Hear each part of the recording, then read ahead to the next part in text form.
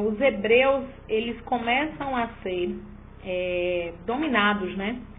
Em 722, o reino Assírio Sargão conquistou o reino de Israel, que é ao norte, e tomou posse da população, assim como o território, ocupando terras e conquistando.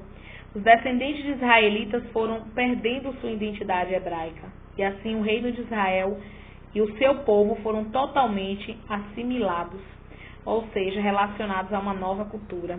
O reino de Judá resistiu por mais tempo os ataques de outros povos, né? Então, o povo ao norte, o povo de Israel, eles não conseguiram confrontar por muito tempo. Já de Judá, eles resistiram. Porém, em 587 a.C., foi finalmente conquistado pelos babilônicos, comandados pelo rei Nabucodonosor, né? É bem conhecido no valor histórico. O templo de Jerusalém foi destruído e os hebreus foram levados como prisioneiros. Esse episódio ficou conhecido como cativeiro da Babilônia, porque foi uma relação de que o povo novamente se torna escravo.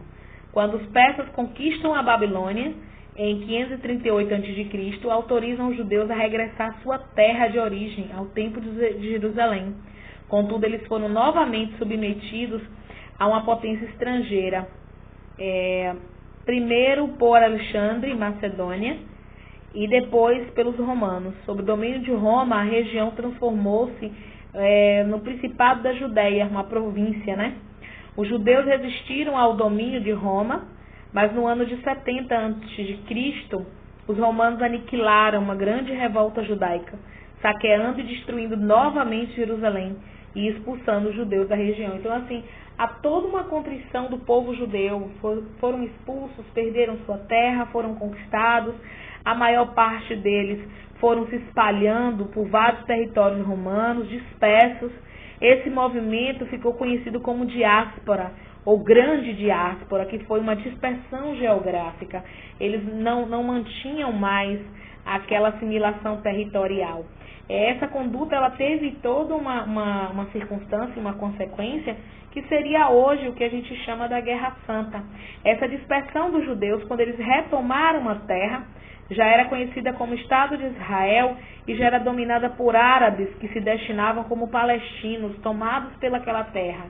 Então, quando eles voltaram para ocupar o seu território, o território já estava ocupado por árabes, que já se naturalizavam como palestinos. Então, assim, há todo um enraizar para a gente entender esse contexto histórico de um povo que sofreu ao longo da história por uma concepção de crença, né, territorial, a divisão territorial, a ambição, o alimentar pelo poder, né, pela conquista. Então, vários elementos, e principalmente a questão religiosa, ela tem essa conduta fortificada em relação a todo esse contexto, né? E a Bíblia, ela vem relativizar que toda essa relação de conduta, ela é existente. Ela não é algo criado, né? Ela não é algo fictício, porque as provas que vêm se encontrando ao longo dos tempos, ela nos dá essa dimensão de que foram existentes, de que houve, né, essa existência.